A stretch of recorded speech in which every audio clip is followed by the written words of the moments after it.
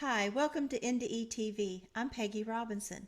Today's guest is Michael DiMercurio, and he's going to tell us about his near death experience. Hi, Michael. Good morning. Could you give us a little bit about your background? Because that's really fascinating. Well, I went to the Naval Academy and I graduated from there. I went to MIT to go to grad school. After that, I was a student at Navy Dive School, which is where this story comes from. But after that, I was an officer on a submarine fighting the Cold War. We won. After that, I went to civilian industry as a project manager and started writing novels. I got published in, I think, 92, and I'm on number 11 now. Wow. So it's been sort of a nice side gig. And meanwhile, I kind of grew up in civilian industry and have been a construction executive for about 15 years. It's funny how we start out with careers hoping to make money and we end up what really feeds our soul. If you're lucky, many If people you're aren't, lucky. Yeah. but I think we are. Yes. So, would you like to start wherever you like? Yes, I guess the story is um, perhaps not as elaborate as some that I've seen or heard, but for me, it still had a lot of meaning. I was in a exercise at the end of Navy scuba school. You kind of had to get into the mind of what a Navy school like this is all about. It was almost as if they were trying to flunk people, and there were a lot of tests that were intentionally meant to get people to drop out. They were trying to get them to drop out because they might not be suitable for what the Navy considered necessary to be a diver. Weeding One of out. these tests, one of these tests involved filling up a scuba mask with water and backstroking around a pool in circles for an hour. Uh, some people are built that in a certain way that the water inevitably goes down your nose and into your throat. And some people have, biological architecture that causes their brain to just go into a panic when that happens. Huh. And so we lost about a third of the class that day. The test I was had problems with was the final test, and it was in a 10-meter deep, 32-foot deep pool called the tank. It's a little bit intimidating because when you show up to the tank, there are two fully crewed ambulances waiting to revive anybody who drowns. And apparently, every time they do this test, at least one person does. So they're all set to revive people. They even had a name for it. They called it Seeing God.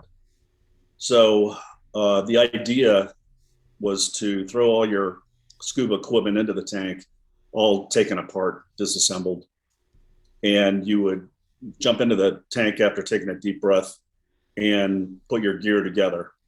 Sounds simple. And when you got it together, you could put the regulator in your mouth and breathe normally. But there were about 6 instructors who were swimming around to all the people in the class, maybe 18 people paired up. So, 9 pairs of divers. And their job was to stress the students by hitting them and pulling their masks off and shutting their air valves and generally making life miserable. They stated that there was a reason for this, is that this is not a pleasure dive. We're not on vacation down there. If we're diving, we're working. And sometimes oddball things happen underwater that are very stressful. And it's important not to panic, because if you panic, you can drown and die. The example was an instructor was swimming at the bottom of the Thames River outside a submarine base. They were looking for something. I don't know what it was. Something was lost over the side. Very murky, zero visibility. He was swimming along the bottom and he suddenly hit a metal wall. So he went left and he hit another metal wall. Then he went right, another metal wall. He went back the way he came, hit another metal wall, tried to go up, another piece of metal. And he said that he felt the panic rising in his throat, but he just clamped his eyes shut and took some deep breaths and tried to understand what was going on. So he was feeling the surfaces of these metal walls until he realized that he had somehow maneuvered himself into an abandoned dumpster at the bottom of the river and had gone into the opening without banging any of his tanks or weight belts or fins into it. And he had to refine that opening and swim out. But he said probably 3 out of 10 people in that situation would have drowned inside that dumpster, because the unexplained happens. And when something comes out of the blue, it can induce panic. So these instructors were down there harassing us, and I took more than my fair share of hits and slaps, I think. But I think I had a stuck regulator, because I blew all the water out of it after I valved it into my tanks. I was absolutely out of air. I'd been down there too long. This had taken too long because I was fighting off the attacks of the instructors. I was paired up with a Marine Corps deep water swim instructor, very scary looking guy, absolute buzz cut, just a tough guy. He would never say a word to me. I'd come in the morning and say, good morning, Corporal. And he would just look at me like he was a serial killer. And he's always spitting tobacco juice into a cup. Frightening guy. And but they had paired me up with him to be my dive buddy. As I blew all the water out of this regulator and ran out of air, he was fine. He already had his regulator in, and he was putting all his other equipment together.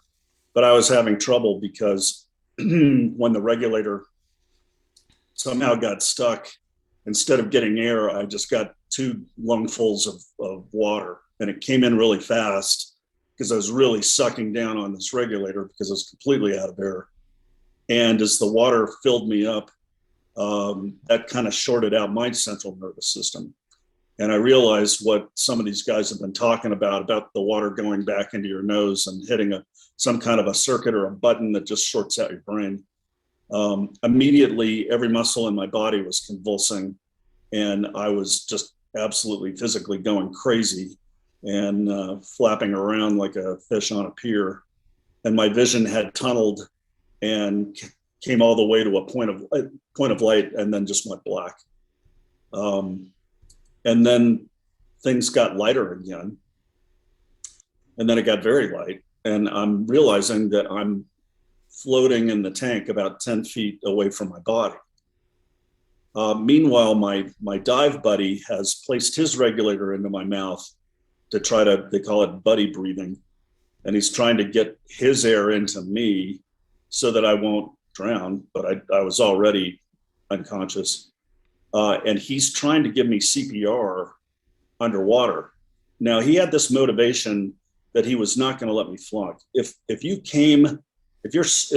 your head penetrated the surface of the water, you flunked. Now, this is a 30-day class with a lot of tough tests, a lot of difficult PT, physical training, 13-mile runs and full combat gear. It was the middle of the summer. It was hot and muggy and awful. So everybody was very motivated to pass this, because after this test, we were certified and we could go back to doing what we did for a living.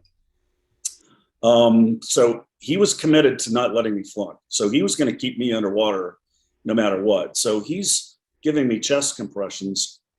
It took the dive instructors a while to sort of wake up and realize that they had a crisis on their hands.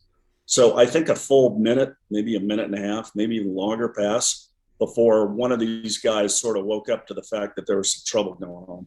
Now, these guys are responsible to make sure that nobody dies. So if I died for good down there, there would have been some serious discipline handed down. So they were motivated. This from 10 feet away, or so I'm watching this. I'm watching the dive buddy giving me, trying to keep me alive. And finally, I saw one instructor see us and start struggling with the diving instructor. And then he was unsuccessful because he was struggling with my dive buddy, but my dive buddy was very strong and fighting him off while trying to keep me alive. And then the dive instructor was waving over the other guys. And pretty soon this Marine corporal is fighting off 3 or 4 Navy dive instructors. And meanwhile, I'm watching this from 10 feet away. And at first it seemed really interesting because the sensation of being out of your body is pretty unique. And people would ask me what it felt like. There was no real physical sensation, but there was a gigantic mental surge, because all of a sudden, all this wisdom seemed to come into my mind. And it was almost as if it had been reclaimed from where I had it before. So it was as if my IQ went from whatever it was when we started to about 10,000. So now I'm, feeling like everything that I'd wondered about or guessed about or wondered about in philosophy, I knew all the answers now. The meaning of life, why things happen, how they happen, everything just kind of seemed to come into my mind. That, and you could imagine that suddenly feeling all this wisdom of the universe might make you feel anxious. But along with the wisdom came this massive sense of calm. So I was very calm. Many people report euphoria at this moment. I was not euphoric. It was not like being high or on a drug. It was like suddenly being really extremely intelligent. And as I sort of explored and felt this wisdom, the whole scene with my body and all this struggle going on underwater seemed to lose relevance. It got less interesting. I was suddenly kind of bored with it. And I felt my attention turning to what was happening behind me. So I turned around and I see a very big funnel. The opening of this funnel was wider than the depth of the tank, and where it would have gone underneath the bottom surface of the tank, the reality of the tank seemed to fade away, and the reality of this conical tunnel got more real. And where the tunnel should have been out of the water, the pool water kind of just went away there, and the reality of that part of the tunnel was more real than the surroundings. And it looked very much like the Horn of Plenty at the opening, and it was black, and it was pulsing in shape, and it was lit up inside. It was not dark, it was dark, but there was some slight light coming from the walls that were sort of made of thunderclouds. There was like puffy black cotton balls that were lighting up inside every second or so. So you could see these random patterns of lightning kind of happening inside the tunnel. And without any intention, the tunnel just seemed to pull me in. And I remember looking ahead into the tunnel, wondering where I was going. And it was just dark. You couldn't see the destination. So I sort of turned my attention back to where the pool was. And it was just a dot of light that was growing more and more distant. So it felt like I'd moved into that tunnel, I don't know, 2, 3, 5, 10 miles. And I was in there for a long time until I'm just in darkness on either end, and the only light being this lightning from the sides. And it felt like I was stationary and the tunnel was moving very smoothly around me.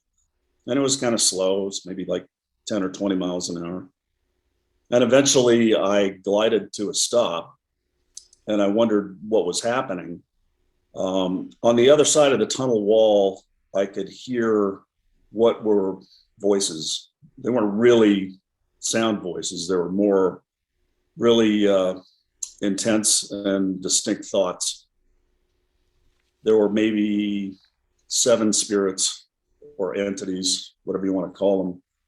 One of them seemed to be in charge and seemed to be a very masculine spirit, sort of grandfatherly, if you will, or fatherly, very, very dominating spirit, and just very intense, and not necessarily a happy moment for him.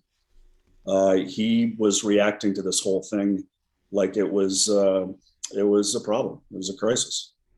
And he was surrounded by maybe half a dozen of these other spirits that seemed a lot more nurturing, a lot more female. I think they reminded me of maybe aunts or mothers or older sisters, perhaps.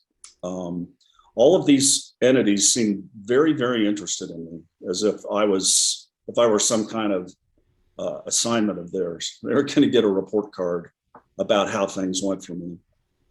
And the female spirits were arguing that I should be allowed all the way to the destination of this tunnel because the life that I had chosen for myself would be way too difficult, and I would never make it through it. That there were too many places where it would be so painful that my only way out would be suicide, and I would just be back here anyway.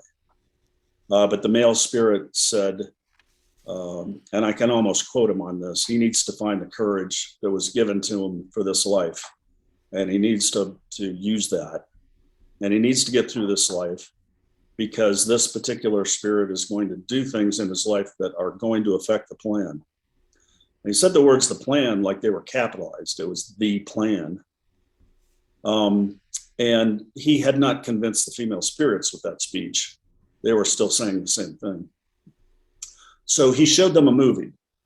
The side of the tunnel wall became sort of a projection screen, and I saw things on that screen. And I have very little memory of what this movie was or what it was about or what the theme of it was, but I suspect it was sort of a life review of a life that hadn't happened yet. And that he was showing all the things that would happen in my life that would touch other lives and affect other people. And for all we know, maybe even this podcast itself was part of that movie, because people are going to watch this and listen to it and maybe change their feelings or their thoughts or assumptions based on what we talk about today. But I had no memory of it, except that it seemed to have a lot of meaning. And it was so moving to the female spirits that they all concurred. They said, "We agree." So I was sent back through the tunnel toward the tank at almost supersonic speed, where I'd kind of glided in at 20 miles an hour before. Now I'm going 1,000 miles an hour until in about a second and a half, I'm back in the tank and I'm floating behind my body. And the struggle over my body was getting pretty serious by this time. I mean, people were throwing punches, trying to get this corporal to just let go of me so they could get me to the ambulance. And then I slammed into my body so hard that it was just a shock. And my eyes came open, and I'm looking at the face of this Marine Corps corporal who was my swim buddy. And I pulled the regulator out. It's his regulator that he put in my mouth. And I plugged it back in his mouth because he was just about to lose consciousness himself. And he breathed for a while, and then he put it back in my mouth, and I breathed for a while. The diving instructors backed off for a moment. And then finally I was able to clear out my stuck regulator and get it to work. And by this time the exercise was kind of academic. It was a moot point. The diving instructor stopped harassing people at the moment that they saw that I was in trouble. So we all just put on our equipment and we're just sitting at the bottom of the tank waiting for the diving instructors to say, "To hell with this, exercise is over." So we all came out of the pool and they pulled me aside to the ambulance and they made me stand there for 10 minutes while they shined flashlights into my eyes and tried to make sure I was not, physiologically hurt, or that I hadn't suffered any brain damage or anything like that. And one of the medics asked me what had happened, and I told him the story. And he got pretty wide-eyed and said, "I've never really heard anything like that, sir. That's kind of frightening to me." It's like, "I don't know what you're doing with your life, but maybe you ought to make some changes." After that, life went on as before, but there were some key changes in my life. I think before I went into that tunnel, I was pretty devoutly, I was raised as an Episcopal. I spent a lot of time in the Catholic Church, and I was pretty devout. When I came out, I just felt differently. I can't say that I lost faith, but it just seemed like there were some truths behind the faith that human beings had lost, with dogma and passing down things that had gotten mistranslated, and habits and rituals and so forth. So that it became a lot less relevant to me how religion was practiced, but perhaps the underlying reality remained there. So that was one thing that I experienced. I guess the second was sort of a limited clairvoyance and a limited psychic ability to read other people. I could always tell if I were in a job interview how I was doing. So I would either, win the job interview and get the job, or I knew 2 minutes in that this was a waste of time. Yeah. So that was strange for me because I'd never felt anything like that before. So there's not really much that happens with respect to events or time, with the exception of 9/11. 2 days before 9/11, I felt that something was coming, and I actually grabbed my then 4 or 5 month old baby and was bouncing her in my lap, and I pointed a video camera at me, and I made sort of a goodbye video to my daughter. I still have that video somewhere in the basement. 2 days later, at about 7:05 in the morning, I was standing at my dresser to go to work, and it's going to be a normal work day. I was going to take the afternoon off to supervise a contractor who was coming over. This was back in the suit and tie days. And I just froze in place and I went white as a ghost. And my then wife said, "What's the matter with you?" And I said, "Don't you realize what today is?" She said, "What are you talking about?" And I said, "It's 9/11. And there's going to be a huge emergency today and hundreds of people are going to die." And it freaked her out. And she said, "You have to stay home." I was working in North Jersey, but not very close to New York City. She said, you've got to call your boss and tell him you're not coming in today. Now, this being the suit and tie days, you didn't just call your boss and tell him, I'm going to take a mental health day today. It just wasn't done. You wanted a day off. You planned it a couple of weeks in advance, at least. So I went into the office, but my wife had said, "You have to be on the cell phone with me your whole commute in." So this is 2001. Cell phone coverage was a little Swiss cheese. So I think we reinitiated that call a couple of times till I got to my desk, and she's freaking out because the first plane had hit. So I turned on the internet, and the internet was frozen. In the Northeast, somehow they had completely switched off the internet. Nothing worked. It only displayed things that were, posted maybe 20 minutes, 25 minutes before. So I'm looking at the CNN webpage, and it just shows that they thought a Cessna small plane had flown mistakenly into the North Tower. So there was no news coming from the internet. So I rounded everybody up and I took them down to the workout room, got the security guard to open it up. He's like, "I can't open up the workout room. It's only 9 o'clock in the morning." And I think I got in his face. He's like, "Buddy, open the room." It's the only place that had a TV. So we turned on the TV and watched all this. And when the second plane hit, I just went and collected my stuff and told my boss, "The hell with this, I'm going home." On the way home, the first tower collapsed. As I got home, I think the second tower collapsed. And I just sat and watched TV all day, watching the reruns of this. And my then wife was completely freaked out. She's just like, "How did you know?" I don't know. Maybe another brief story that has some relevance to this is I was on a Match.com date with a woman, and I really hadn't had much. I'd never talked to her on the phone. We just sort of exchanged text messages and agreed to meet at the Princeton Triumph Brew Pub, which is my favorite place at the time because it had huge glass walls facing all the brewery equipment, gigantic tanks and bats and vessels and the piping and the pumps. And it was really pretty cool. So I'm sitting there at a copper-clad table with her, having never really seen her in the flesh before. I just had shaken her hand and waved her to the seat, and we'd ordered a round of drinks from the bartender. And I just looked at her and I saw kind of a black shape hovering behind her. And it was kind of a male shape, I think. And I really didn't know what to think. And I just sort of relaxed my face and I just said whatever came into my mind. And what came into my mind was to tell her, "There's something wrong about you and your father." And she's like, "What are you talking about?" And I looked up again and I saw this darkness behind her. And I just said, without any conscious thought, I just said, "There is something wrong about you and your father." And she bursts into tears and is sobbing so hard she can't talk for about 5 minutes. and people are starting to stare at us. And finally, she kind of comes out of it a little bit. And I'm trying to comfort her, but, not very successfully. She looks up at me, wipes her eyes, and says, I had been raped by my father from when I was 11 years old until I left as soon as I could leave to go to the Coast Guard at like 17 or 18. She walked away from 2 full ride scholarships to go into the military to just get away from her family. And she says to me, my mom doesn't know, my sister doesn't know, my ex-husband doesn't know. How the hell do you know? What could I say? I brought it back from the tank, I guess. So that kind of thing, maybe not as intensely as has happened to me maybe 20 or 30 times since then. I'm grateful for it.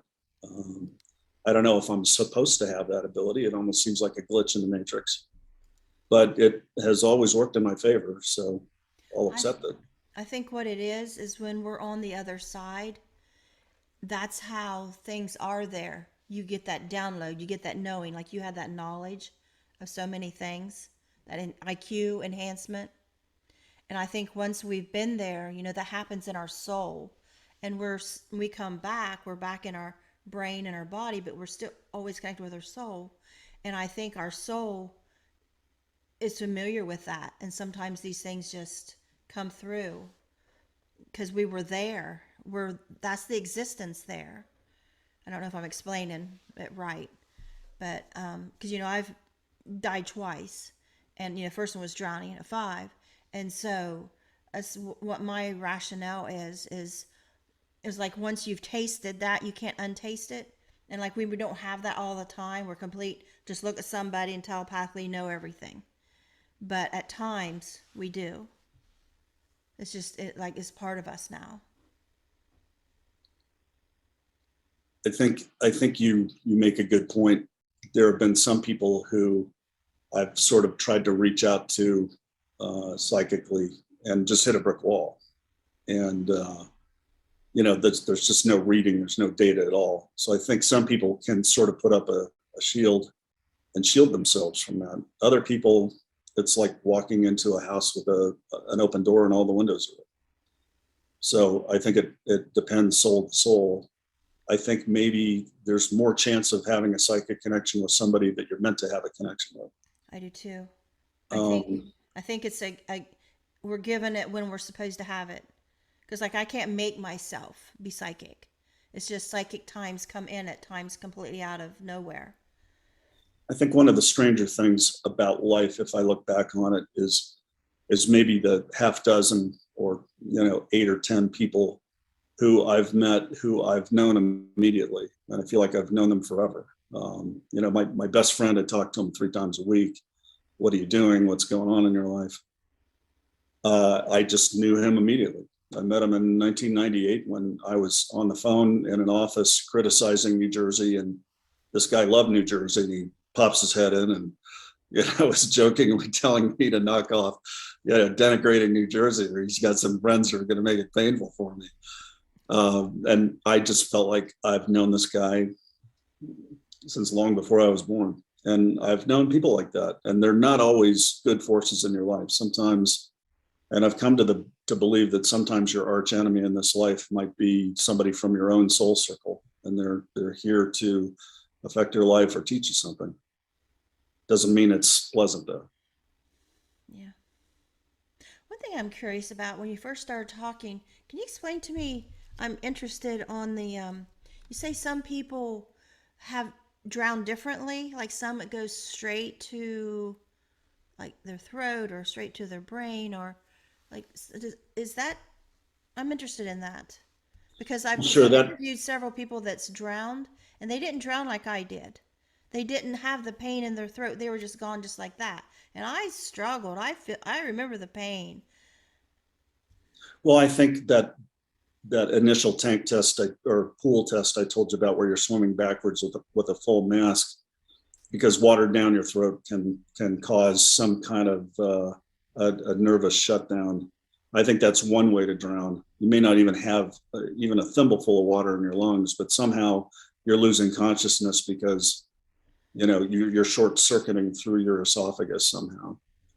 I think the way I don't think that happens to me. I think the way I'm built, I'm okay with that. But I drag so much water into my empty lungs without that sort of warning from my throat that it became too late all of a sudden, like immediately. So, and that's why I think maybe this was sort of an unplanned event. I think while some of life is chartered by us in the afterlife before we come here, and maybe some broad brush strokes or outlined for us, there might be 4 or 5 major paths that we could take that might all be charted out. But I think this was sort of a cosmic accident, and it wasn't supposed to happen. And that's why I think that male spirit was he was annoyed, he was irritated, he thought this was a crisis, a mistake, and he was trying to get me plugged back into my life. The thing about it is, if this weren't supposed to happen, all the sort of gifts that I brought back with me, maybe they're a glitch too. Think maybe they're glitz too. Maybe it's a mistake. Maybe I'm not supposed to have these abilities. We just wonder, don't we? It's like we spend the rest of our lives scratching our heads trying to make sense of it. Very much so. The life is a mystery, and I think it always will be. But I think the moment that you're no longer alive, I think it's no longer a mystery. I think you know the reasons for everything. Yeah. Yeah. It's certainly amazing. And, science tries to learn these things, like the Big Low contest. They're wanting contact, go throw all this money away for people that can prove contact. And I'm thinking, it's not like that. It's not a physical thing that you can produce. There's something orchestrating all this. There's something in charge, that you were put in a tunnel. There was a decision that needed to be made. There is an intelligence there that's a control of this. And even like we're questioning, well, what are these psychic moments we have when we come back? Do we control them? There's all kinds of people that's had NDEs that now say they're mediums, and you pay me this much money and I'll tell you what the angels have to say, or all these kinds of things. And my feeling is, and I'm still learning all the time, is that God controls this. We don't. It's not about us. It's like, we got to step into that realm for a while, and then, we come back, and then, we try to make sense of it all.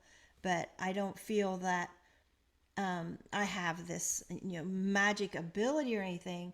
But yet, when I focus on the other side, and I become very full of that light again, enters into me, then I can feel it. It feels like it's coming out my fingertips. It feels like I have now plugged in, and I am able to process things mentally, like that higher IQ, the higher emotional level. Not just, you said mental IQ, but when you're talking that, I was thinking also an emotional IQ, I think. Because you said you were calm, you were not scared and all these things. We're like at our peak mental ability, emotional ability. We don't need the physical ability. We don't need the body and the brain. We're operating according to their rules. I don't know. It's hard to describe.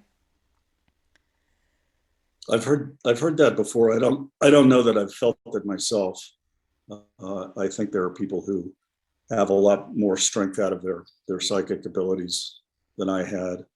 I mean, I'm a scientist and an engineer, so maybe that's why my abilities are so weak.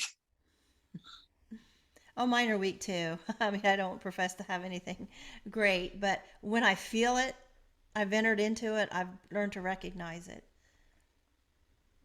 Like talking to you right now, I can feel just barely like getting my toes in the water because I know what you're talking about. I know you've been there. I know what you experienced. And I know it might, and so it brings this like joining of, somebody was there. Say somebody went to Hawaii, nobody else in the room went to Hawaii. We can sit and talk about Hawaii, right? Finally, I can talk to somebody who's been there. And it's like that, like, but who, you don't get these many opportunities. Well, I do now because of the podcast, but on a daily basis, like, who can you go talk to that's been to heaven? I call it heaven. I don't know if you do, but who's been there and on the other side, and like, what did you see? What did you hear? What did you feel? What did you come back with? And when I get like very like full of electricity when I really connect with someone like you, that I'm like, I know they've been there. And it's just it's like you no longer need your brain. You're connecting on some kind of energetic level that exists on the other side. And I still stumble with words trying to express to you what I mean. But it's definitely a thing. And because I've had things like you have where you just know things. Like one time I walked in, my mother-in-law, she had this bruise on her leg. She said, oh, look what I did. I banged my leg outside. It looked like a normal bruise. And out of my mouth come wound care. And I don't think I've ever used that word before. And I knew that was going to require wound care. And sure enough, it did. I mean, it opened up this big hole, and I had to keep taking her to these appointments. And then home health was coming and trying to take care of this wound. It wouldn't heal. And, or like when you meet somebody for the first time and you just sense this connection, is so familiar to this person you never met before, but it's like you've always known them. And there's just this automatic trust. Like you don't have to question them and get to know their background before you trust. It's just automatic. Like soulmates, when you meet, someone you're going to marry, or, those kind of, your best friend. Like I met this girl in high school. I started a new high school when I was 16, and I seen this girl walk with this long blonde hair. And I just saw, she looked like she glided down the hall, like her feet weren't even touching the ground. I'd never experienced that before. And I went over and started talking to her. And we are friends to this day at 61 years old. I mean, she ended up, I introduced her to my brother. They got married, they got divorced, had a child. And we went through everything, the first marriages, second marriages. Now we're old ladies and our feet hurt, So I just, like, I felt that connection. And, I like that. Now we're old ladies and our feet are that right there. That's life in a thimble, you know. so, Well, I appreciate you having me on and speaking to me today. yeah. Is there anything else that you didn't get to cover you think we need to know about? Just one comment. It's interesting you called it heaven. The people who I was talking to called it the world. And I always wondered, if that's the world, what is this? Interesting. It made me think that this is not that real. I mean, it's sort of a truncated version of reality. It's a model, if you will. It's sort of a video game. It's an avatar. It's sort of a diorama of what the world is. It looks like it, but it's not real. And I think just that concept helped me a lot in times of trouble, because you can literally tell yourself, it's only a movie. It's only a movie. And it's strange how a lot of us, like I did my first NDE at 5, but not at 20, because I had kids at home I need to take care of. But yeah, how we leave our body like, oh, I'm dead. Okay. It's not a thing.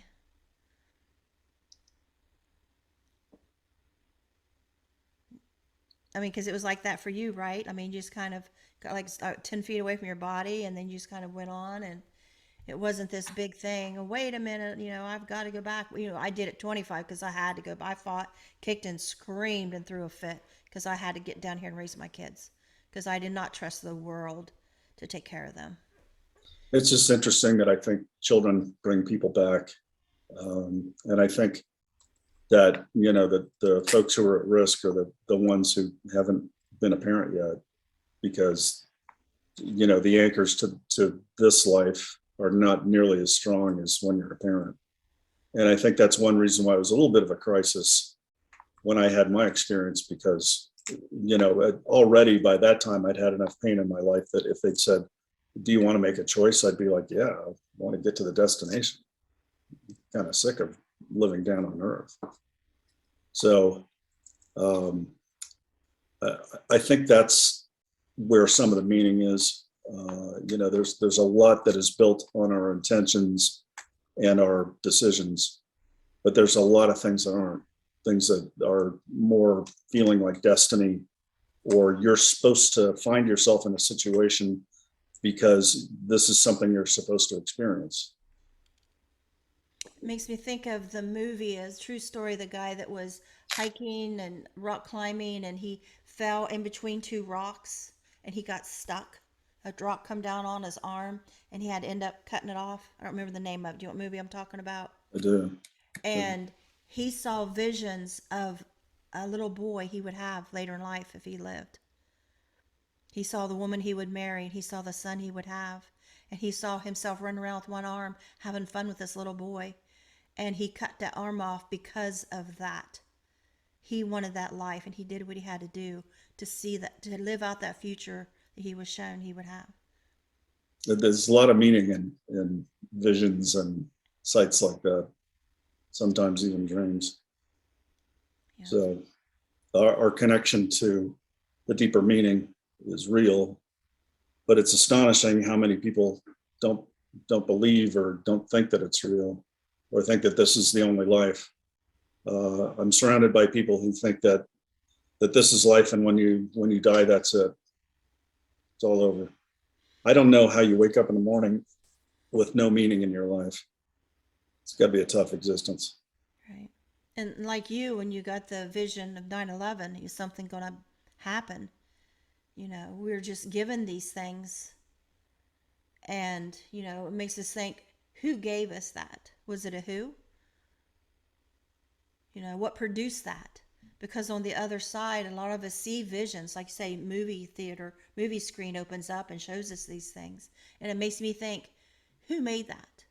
Who knew me that well to show me that, to know what I needed? Like at 5 years old, drowning, a vision opened up of this fishbowl, and ultimately it made me realize, oh, the fish that's swimming around bumping into me in this pond knows something I don't. I'm dead. Like, oh, okay. I don't want to be a dead girl bomb this pond. And then my 25-year-old NDE, a vision opened up, and it was like if I just walked into a store and there was a lady at the cash register and this little kid throwing his fit about what he wanted, and he wanted it right now. And that was me realizing, oh, that's how I'm acting. I'm acting like a spoiled child because I'm in heaven throwing a fit. Like, hell no, I won't go, on to die. I got to, go back to earth and raise my kids here. But I realized I needed to settle down. I was acting like a spoiled child. And I was like, who makes these? And, people talk about their life reviews. They're shown things from their past.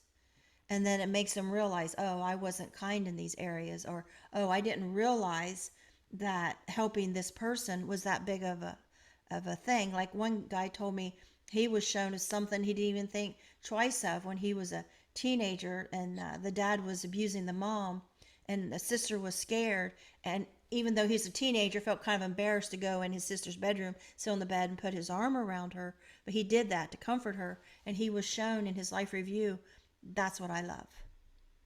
That's what we love. We love those moments like that.